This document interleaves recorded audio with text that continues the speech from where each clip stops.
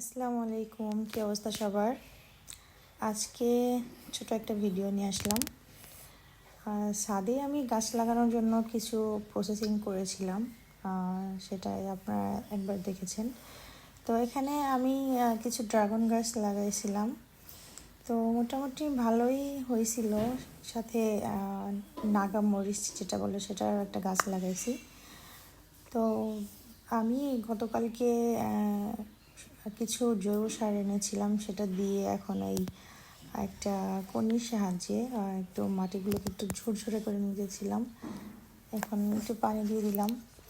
তো পানি দেওয়ার পরে আমি কিছু এখানে ধনিয়া ছিটায় রাখবো, যাতে মানে খাওয়া যায় নিজেদের মতো।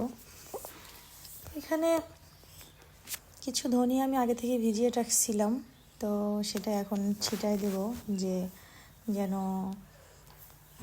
কিনতে না হয়, বা হাতের জিনিসের বা নিজস্বভাবে কিছু লাগালে বা বানালে সেটা কিন্তু বেশি ভালো লাগে, বেশি স্বাদ হয়। তো এই তো বুনিয়ে দিলাম আজ।